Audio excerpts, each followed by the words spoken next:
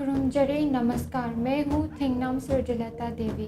कंगला देवी मणिपुर से सुनिए हिंदी में समाचार। पहले मुख्य समाचार। फेडरेशन ऑफ हाउमी ने इम्फाल ईस्ट में इंडिजिनस फिलर समर्पित कर मणिपुर की एकता और भौगोलिक अखंडता की रक्षा का संकल्प लिया। तमेंगलोंग के CSO ने राज्य भूमि अधिसूचना का विरोध किया। आदिवासी भूमि अधिकारों को खतरे की चेतावनी दी। मणिपुर में विश्व सेरेब्रल पाल्सी दिवस मनाया गया। खेलों में समावेशन पर जोर। मयाई लंबी पर सीवरेज प्रोजेक्ट से सड़क रख रखाव में देरी। जयपुर अस्पताल ICU में आग, कम से कम 7 मरीजों की मौत, जांच के आदेश। सोनम वांगचुक ने ले प्रदर्शन में मौतों की स्वतंत्रता न्यायिक जांच की मांग की, जेल में रहने को तैयार। वांगजिंग के IDPS ने अपर्याप्त राशन के खिलाफ प्रदर्शन कर थौबाल प्रशासन से न्यायपूर्ण राहत वितरण की मांग की। अब समाचार विस्तार से। भारत के सभी नागरिक मणिपुर में बस सकते हैं और रह सकते हैं, लेकिन कोई भी इसकी भौगोलिक अखंडता को तोड़ नहीं सकता और हम इसकी रक्षा और संरक्षण के लिए संघर्ष करेंगे। यह बात फेडरेशन ऑफ हाउमी के अध्यक्ष सापमचा जादुमनी ने कही। फेडरेशन ने इम्फाल ईस्ट के सवोम्बुंग कबुई खुंजाओ के आयोजित एक कार्यक्रम में इंडिजिनस पिलर को समर्पित किया, जो मणिपुर की 25 स्वदेशी जनजातियों की एकता का प्रतीक है। इस अवसर पर मेइतेई, तांगखुल, कबुई, आइमोल, अनाल, चिरू, चौथे, इनपुई, खाराम, कबुई और कोइरिंग समुदायों के प्रतिनिधि और सदस्य, साथ ही विभिन्न सिविल सोसाइटी संगठनों CSOs ने भाग लेकर एकजुटता व्यक्त की। कार्यक्रम में बोलते हुए जादुमनी ने कहा कि कुछ बाहरी ताकतें स्वदेशी लोगों के बीच विभाजन पैदा करने और राज्य को अस्थिर करने की कोशिश कर रही है। हालांकि उन्होंने कहा कि मणिपुर की 25 स्वदेशी जनजातियां राज्य की अखंडता की रक्षा के लिए दृढ़ संकल्पित हैं। उन्होंने कहा कि मणिपुर की एकता उसके स्वदेशी समुदायों की सामूहिक शक्ति पर निर्भर है और जब मेइतेई, तांगखुल और कबुई समुदाय एक साथ खड़े होते हैं तो मणिपुर मजबूत और अविभाज्य बन सकता है। सभी स्वदेशी समूहों के बीच सद्भाव और पारस्परिक समझ की आवश्यकता पर जोर देते हुए जादुमनी ने घोषणा की कि फेडरेशन वर्ष भर हर महीने स्वदेशी समुदायों के बीच एकता को मजबूत करने के लिए अपने प्रयास जारी रखेगा। उन्होंने कहा कि इंडिजिनस पिलर की स्थापना इस एकता का प्रतीक है और यह इस बात की याद दिलाती है कि मणिपुर के स्वदेशी लोग एक साझा विरासत और भाग्य के धनी हैं। अंत में जादुमनी ने कहा कि फेडरेशन दृढ़ता से इस विचार पर कायम है कि सभी स्वदेशी लोग एकजुट हैं और उन्होंने पुनः पुष्टि की कि वे मणिपुर के सामूहिक भविष्य के लिए एक परिवार की तरह मिलकर काम कर रहे हैं।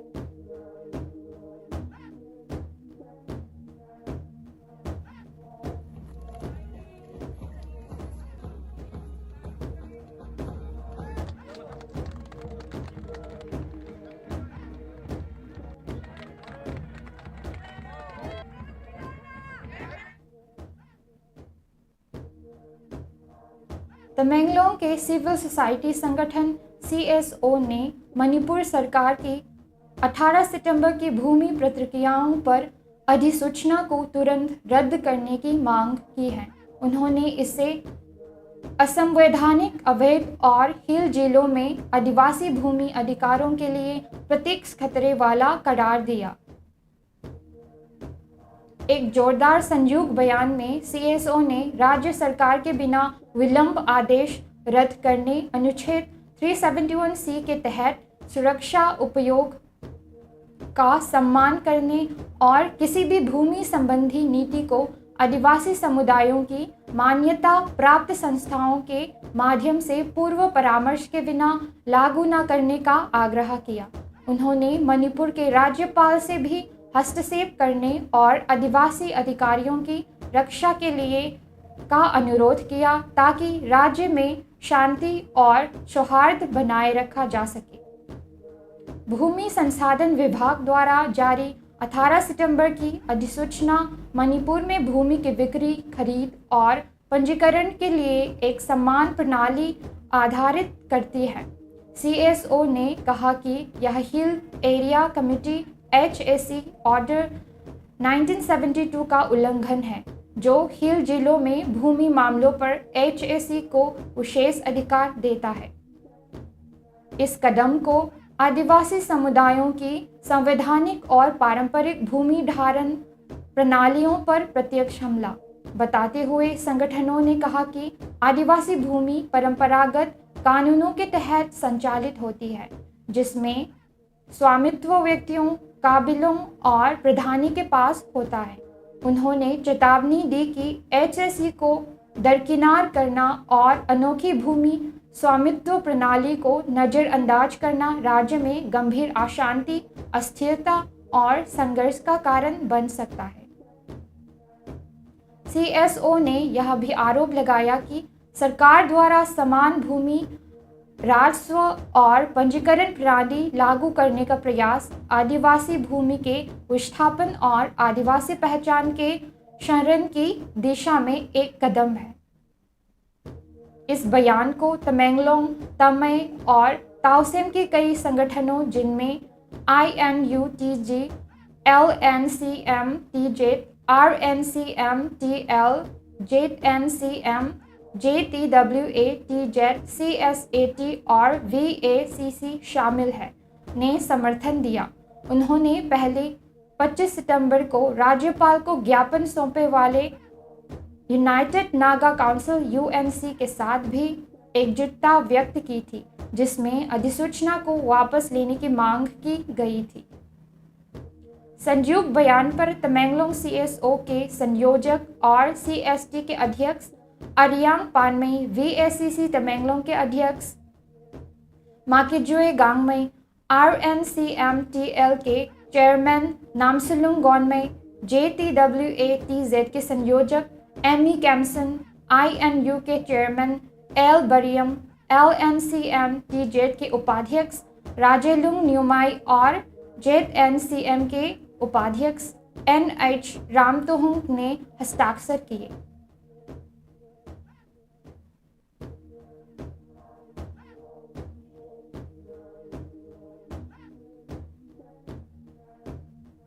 स्पास्टिक सोसाइटी ऑफ मणिपुर द्वारा रविवार को लांगथवाल कुंज तपोपी बाजार इम्फाल वेस्ट स्थित अपने परिसर में यूनिक एंड यूनाइटेड थीम का तहत विश्व सेरेब्रल पाल्सी दिवस मनाया गया।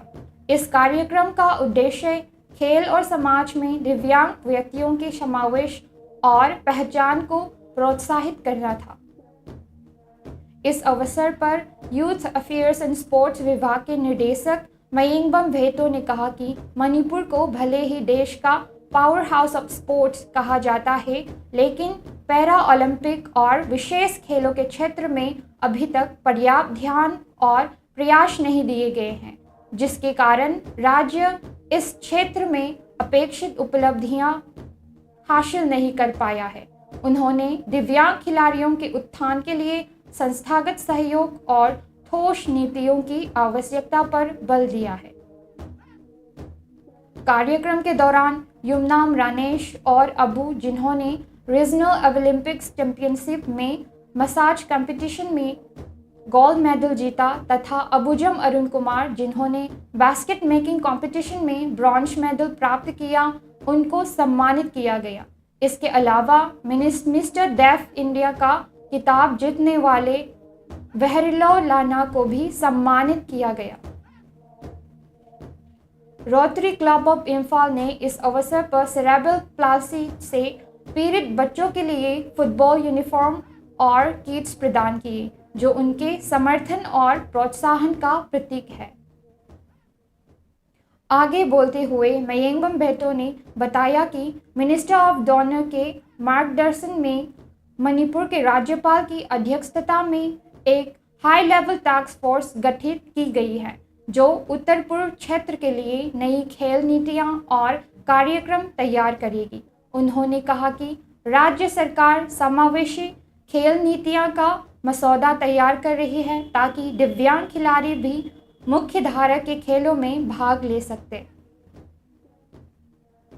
आगामी इंटरनेशनल पर्पल फेस्टिवल 2025 की तैयारी के तहत Manipur cerebral palsy football team, जिसमें 10 खिलाड़ी शामिल हैं, नेशनल सीपी फुटबॉल चैंपियनशिप 2025 में भाग लेगी।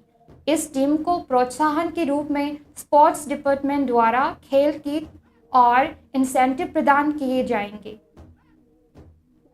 कार्यक्रम में अतिथि के रूप में शामिल हुए वबिना ग्रुप ऑफ कंपनीज के चेयरमैन एवं मैनेजिंग डायरेक्टर डॉक्टर थांगजम धबली ने राष्ट्रीय स्तर की इस प्रतियोगिता में टीम की भागीदारी पर प्रसन्नता व्यक्त करते हुए कहा कि इससे राज्य की प्रतिष्ठा और गौरव में वृद्धि होगी।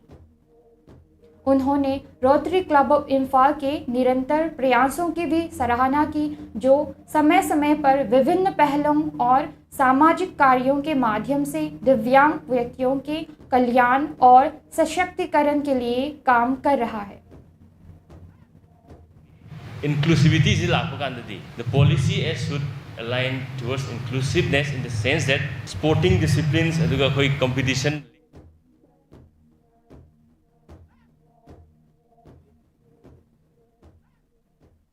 इम्फाल में कैशामथोंग विधानसभा क्षेत्र के विधायक निशिकांत सापम ने कहा कि मयाई लंबी स्ट्रेच नेशनल हाईवे 137A पर चल रहा सीवरेज प्रोजेक्ट सड़क के रख रखाव को ठीक से करना असंभव बना रहा है।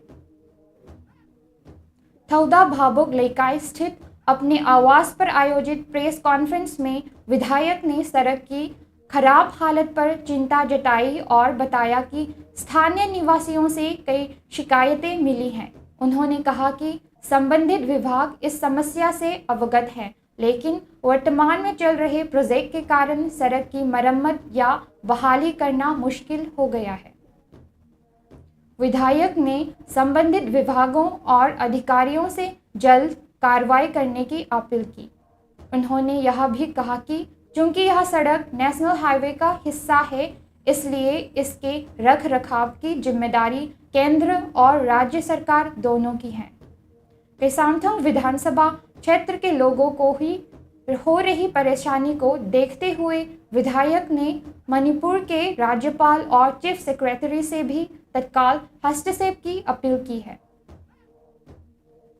इस बीच ड्रेनेज एंड सीवरेज डिवीजन के executive engineer S Rahul Dev Sharma ने बताया कि यह प्रोजेक्ट राज्य के सबसे बड़े और जटिल प्रोजेक्ट में से एक है, जिसमें लगभग 17 से 18 फीट की गहराई पर पाइपलाइन बिछाई जा रही है। उन्होंने कहा कि हाल भी भारी बारिश के कारण मिट्टी धंस गई है, जिससे आसपास के क्षेत्रों को नुकसान हुआ है। जमा हुई पानी को निकालने और कार्य को पुनः शुरू करने के प्रयास जारी हैं। यह प्रोजेक्ट जनवरी 2027 तक पूरा होने की संभावना है, लेकिन कॉन्ट्रैक्टर काम की गति तेज करने का प्रयास कर रहे हैं। PWD नेशनल हाईवे डिवीजन 1 के executive engineer Y Amarendra Singh ने बताया कि सड़क के क्षतिग्रस्त हिस्से की बहाली के लिए एक प्रस्ताव तैयार किया गया है। फिलहाल STMC टीम द्वारा रख रखाव का कार्य किया जा रहा है, जो केवल गड्ढों की मरम्मत पर केंद्रित है। मौसम सुधरने के बाद स्थायी बहाली का कार्य शुरू किया जाएगा, ताकि लोगों की सुरक्षित यात्रा सुनिश्चित हो सके।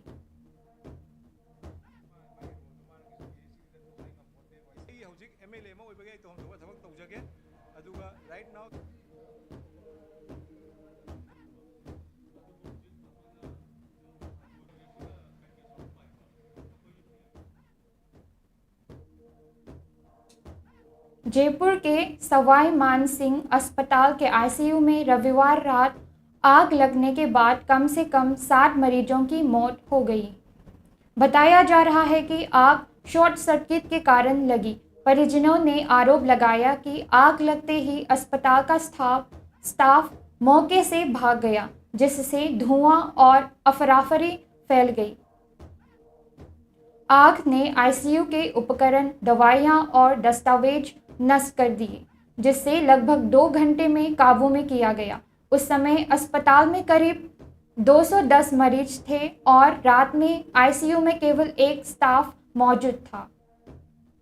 मुख्यमंत्री भजनलाल शर्मा ने आग के कारण, अस्पताल की प्रतिक्रिया और सुरक्षा उपायों की जांच के लिए चिकित्सा शिक्षा उपायुक्त इकबाल खान की अगुवाई में जांच का आदेश दिया है।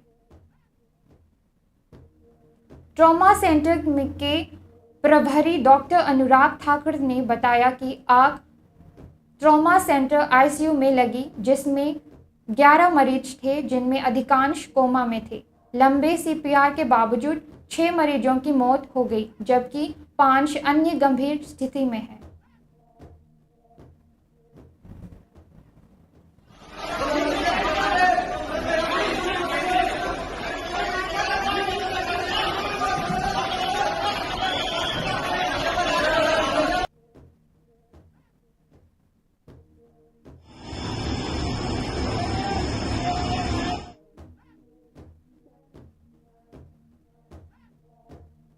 कार्यकर्ता सोनम वांगचुक ने ले प्रदर्शन के दौरान 4 लोगों की मौत की स्वतंत्र न्यायिक जांच की मांग की और कहा कि वह इस मांग के पूरा होने तक जेल में रहने को तैयार है।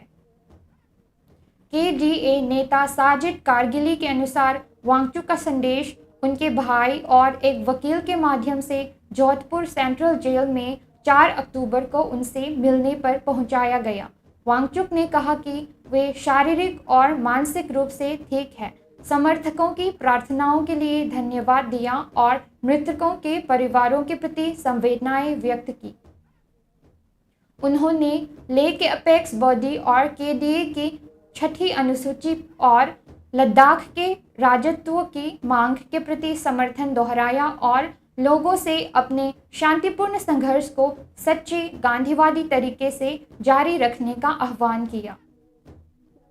वांगचुक को 26 सितंबर को राष्ट्रीय सुरक्षा अधिनियम NSA के तहत हिरासत में लिया गया था, जो ले में हिंसक प्रदर्शनों के बाद हुआ था, जिसमें पुलिस के साथ झड़प में 4 लोगों की मौत और लगभग 80 लोगों घायल हुए थे।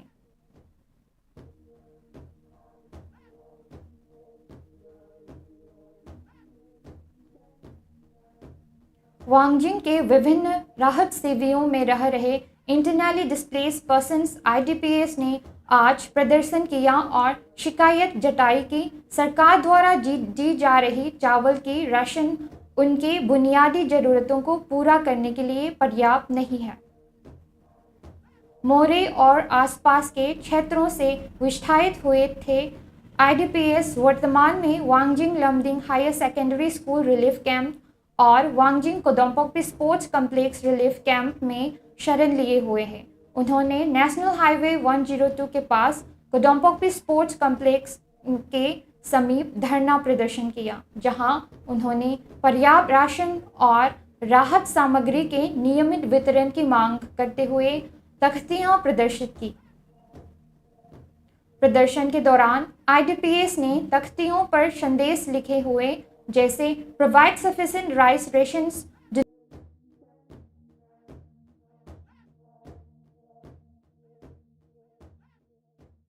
उन्होंने थौबाल डिप्टी कमिश्नर से राहत सामग्री का समय पर और उचित वितरण सुनिश्चित करने की अपील की।